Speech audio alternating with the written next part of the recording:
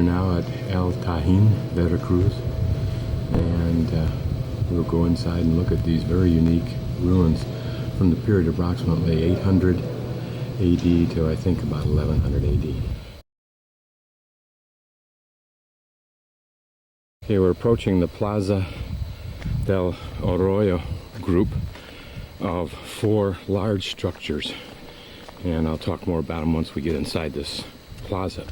These buildings are essentially the same design and the same construction, a single stage construction, basically a pile of material acting as a retention wall is the rock.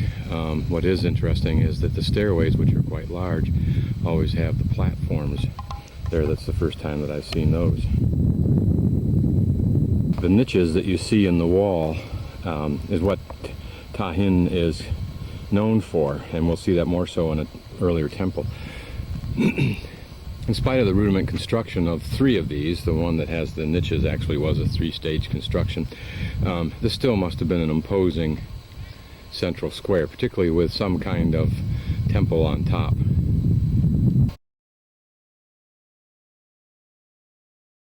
This is the large ball court, and notice that it has terraced sides above the sloping portion for people to sit, which is sometimes novel. Oftentimes that's not the case. There's just a platform on top. Fairly good size. Not much left in the, with regard to the glyphs and so forth. Something at the corner there. And on one end here, a temple. Very, very close connection, as you might imagine, between the temple and the game, because of course the sacrifice was related to the religion. Another ball court, the typical design in the sense that it has the sloping wall and the platform on top.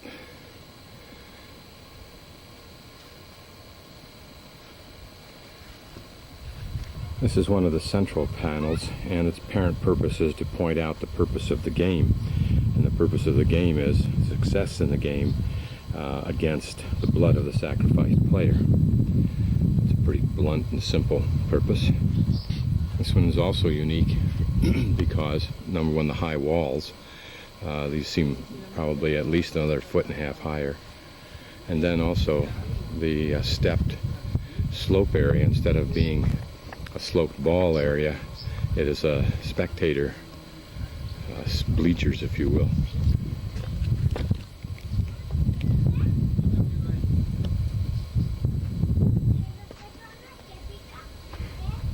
Okay, in theory this panel shows the beginning of the game. I'm not quite sure how it does, but there are some things that are interesting that even those of us who are novices can figure out. But if you look there, that looks like the ball, and it looks like it's in the center. I don't know what the 2 things entwined above are, but that could possibly represent, just like in soccer, the beginning of the game. But what's interesting is in this fellow's hand.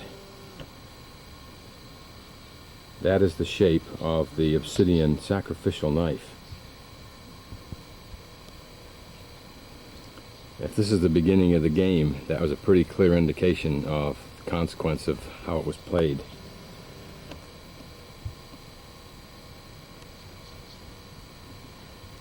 This last panel reflects the end of the game, or at least the consequence of the end of the game, and it's extremely graphic, and it's the best example I've seen in any of the sites that I've been in. But here, if you look closely, is the loser, and presumably the person to the right is either a priest or the winner, who is with his knife preparing to remove, it looks like, the heart of the loser. Now also they would decapitate the head, and who knows what they did after that.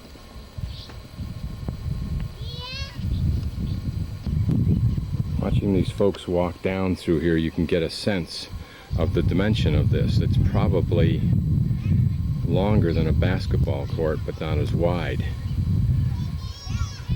Given the intensity of the game due to the consequence of the outcome, one can imagine a phenomenal amount of energy expended here. And the goal was to keep the ball in the air all the time without touching the feet and hands, so forth. I'll spend most of the time just kind of panning so you can hopefully get a little sense of how this looks to be here. Another ball court, traditional in design. There were apparently 17 ball courts in this complex. And we think sports is important here. There are incidentally 7 tiers on the pyramid of the niches, and the total number of the niches is, you guessed it, 365 number of days in a year. I will point out the different architectural variances that we see. For example, notice this design. What always intrigues me when I'm at some place like this is how this must have looked when it was all complete. Everything was filled in, everything was stuccoed, all painted in that brilliant red color, offset to some degree by blue and whites, probably other colors. It takes a little bit of doing to imagine that. Here's an interesting stele. It's the first one I've seen that was not round. This one looks almost triangular. It is triangular.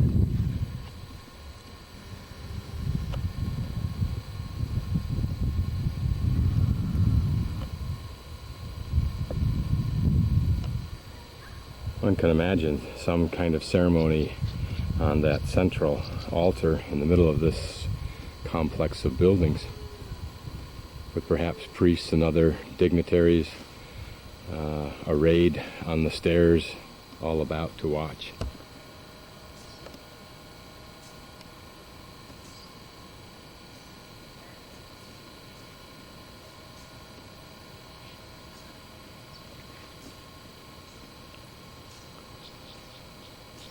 Were those hills at one time covered with the homes of the lessers? Probably not, if it had obliterated or spoiled the view. This whole area was probably sacrosanct, protected for the priests and the wealthy. These stones ahead of us are kind of interesting, although they seem fairly obvious in use. They're beautifully made cubes, if you will. Not precisely cubes, but they each have a hole in the center. And my guess is that these were used as supports for some kind of raised ceiling or column structure that went around this part of the building. And it goes all the way around to the front. I don't know, I haven't seen any picture of that yet. And of course you can see to the here that this is still another temple that has not been excavated. In this section where there is still another ball court, which we'll go down and take a look at in a few minutes, I can only assume that these large slabs of rock are rock that has fallen off the tops of these temples and was left in that state during the reconstruction period. And you can see we're on top of a large platform here, but then on top is where the temple itself was. And presumably everything that's grass was all rocked in also.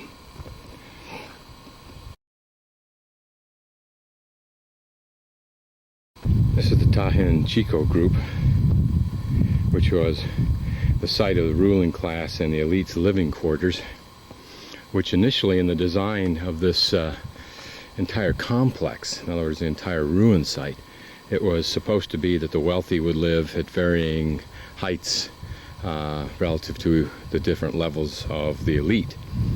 What exactly that was, I don't know. But at any rate, this concept was abandoned when lack of space prohibited a strict adherence to that concept. Notice here again a different kind of a design inside the niche.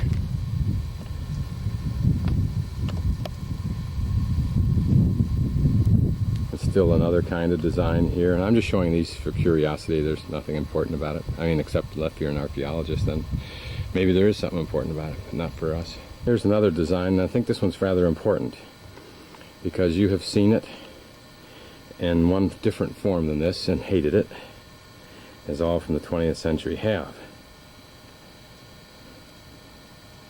Although in and of itself it's simply a design and not to be either loved or hated, because it's simply a symbol. And there, another kind of design.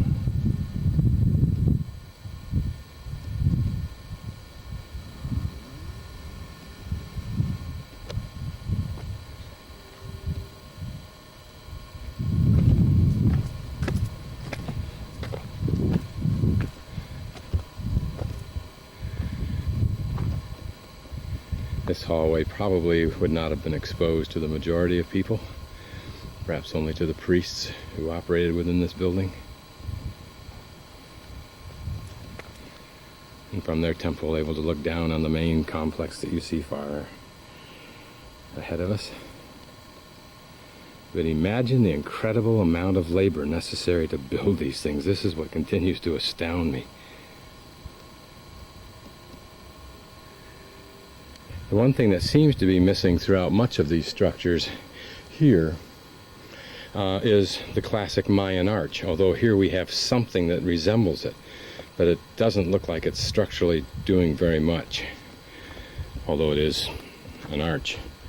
More often what we see are the lintel and post designs, here using a slab of wood. Whether that's original wood or not, I don't know. And here's the well-preserved footprints of one of the gods. The god known as Line Cross Foot.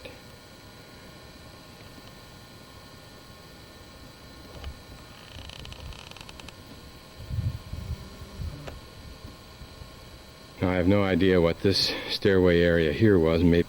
Now this next building that we're moving towards will be interesting because there are the remains of frescoes and actually paint colors that we can see, which when you think about it, after almost 800 years, that's pretty astounding.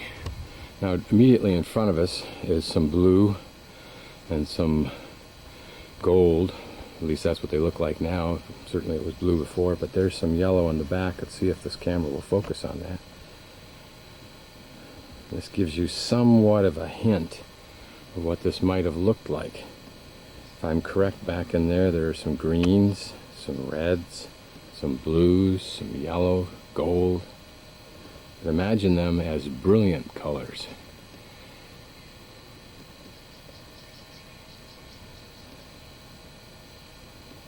How fortunate it is that these things have survived this long, so that we can still look at them in this kind of form even. Notice the various architectural designs. And out of stucco, they may well have had some kind of form for doing that, I don't know. It seems, as I look at each individual piece, that they seem to vary ever so slightly in design, which means they're hand carved.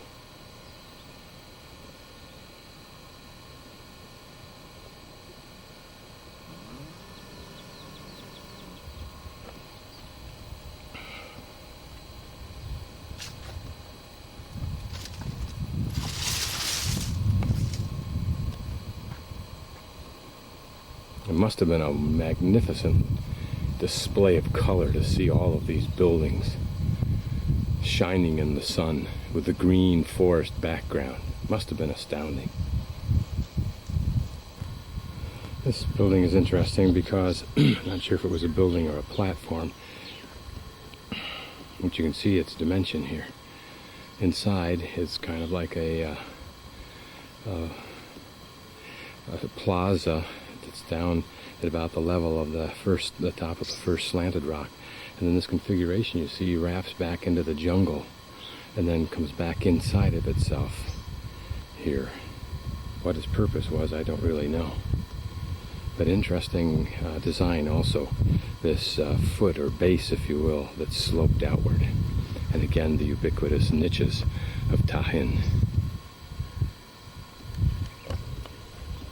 And as is always the case, apparently, with the ruin sites, is that the mounds you see, the one right straight ahead, beyond that there's a small ball court. Here is another temple platform, partially with material removed. And look at the material that's been gathered over 1,200 years or 800 years or less, presumably from wind. the disintegration of rock perhaps by trees. Imagine as we walk into the city from this point, these buildings all completed, how impressive this must have been. How awed were those who saw it, particularly if they seldom saw it, because everything outside of here was thatched roof huts made out of bamboo, made out of various vertical woods that they used for the walls. If anything, rough construction, minimal effort to do it, and yet these personifying astounding amounts of effort to do it. Could societies do something more useful than to build these colossal monuments, particularly in this instance where they only served a religious purpose, maybe once in a while an administrative purpose?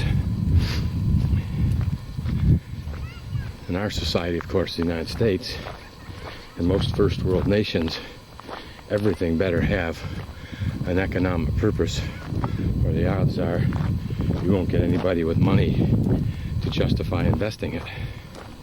Such was not the case when religion overwhelmingly dominated the politics, supported the politics, and dominated the society. Here's our original ball court again, the big ball court.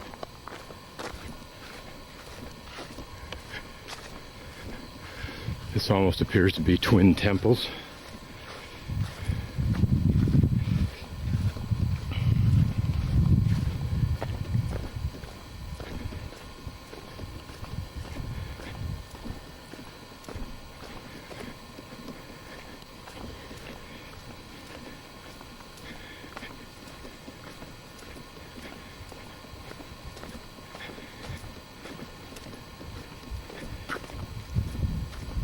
Here we stand at the end of a ball court. Imagine that you are standing here, and your opposition, your opposing team, let's say, is at the other end. I'm just guessing. There's a lot of pomp and rituals that go on before the game, surrounded by these platforms with temples on them. The wealthy, the elite, the 15% hanging out wherever they can get the best view relative to the rank that affords them the view they get. And as you look around you, realizing that all that is around you represents all that your society believes of itself, its gods, its own existence, and you are a symbol, and the game that you will play in a few moments is a symbol of that, and that if you live, you will reflect one part of the symbol, and if you lose the game and die, even then, it will not be for naught, because you will have reflected the other part of the symbol.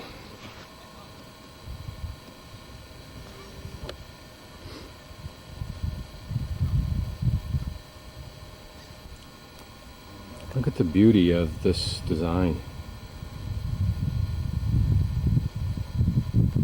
Two thunderbolts or arrows that are twisted about each other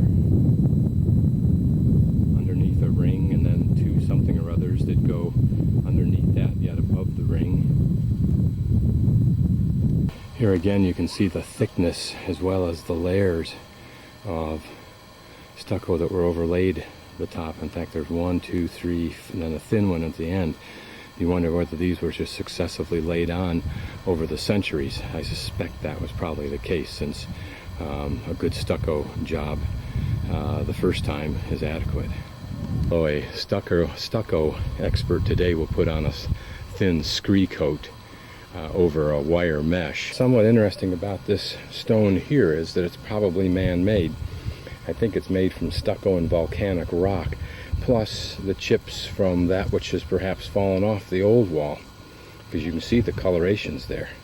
There's gold, or there's the orange, there's also a blue there.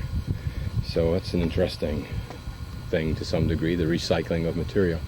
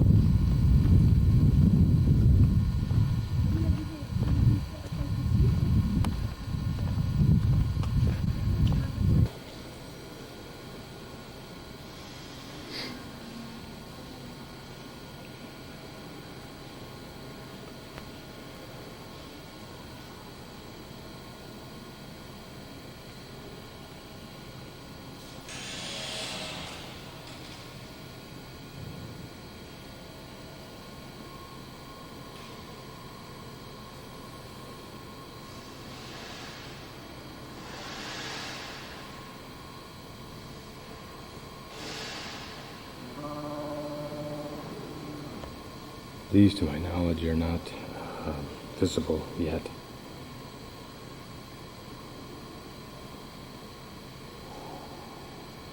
That one is partially visible.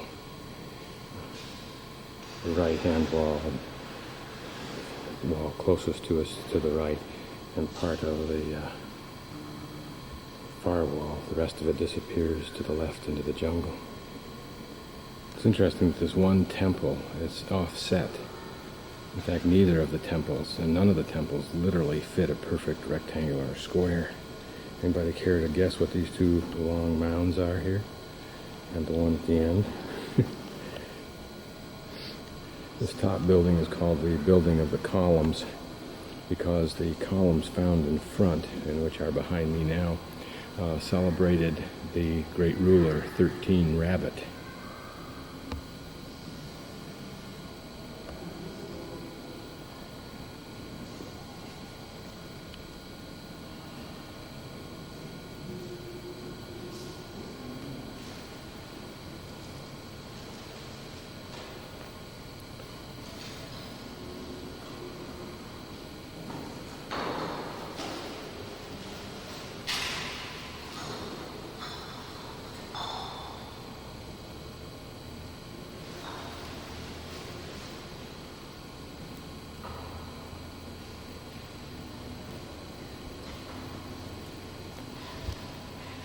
These apparently are the remains of those columns.